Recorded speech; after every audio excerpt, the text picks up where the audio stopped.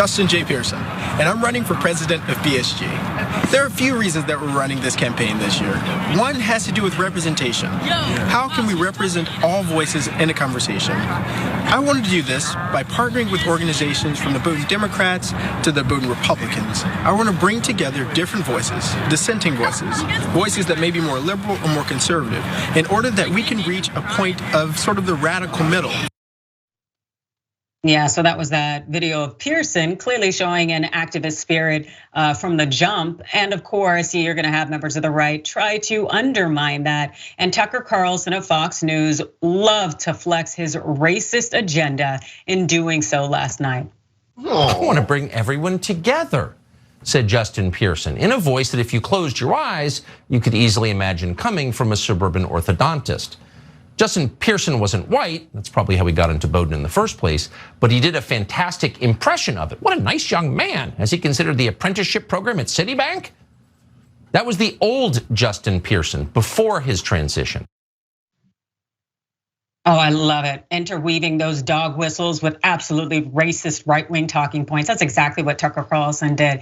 And it's funny because it's like they want to avoid the situations that they create as white individuals who are clearly racist, because it's clear to me that Justin just was code switching. We Black people do it all the time, and we do it for our own safety. We do it for the fact that our economic independence often relies on it, because we can't necessarily be in predominantly white spaces without sounding or looking like those who are white. And so to try to come at him and suggest he is a whole different person now, it's no, I'm not a fan. Conscious. It's disingenuous, it's facetious. He said the quiet part out loud.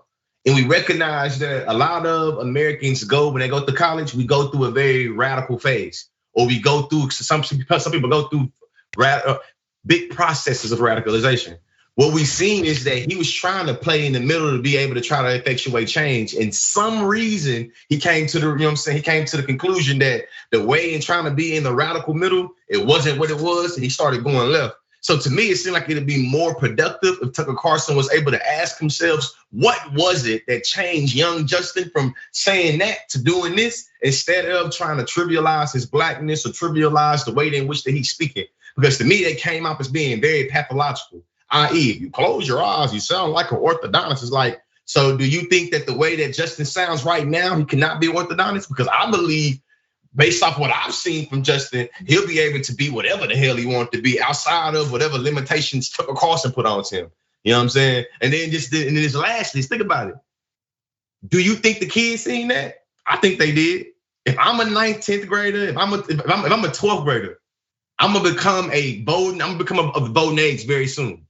Based off of just what I've seen, I think I might be able to make a decision based off my own desire, regardless of my parents' thing. But that's just where I'm at on that one. No, absolutely. The fact is that Justin Pearson did go through a change, and I'm sure he evolved, he learned more and educated himself, which is the purpose of college.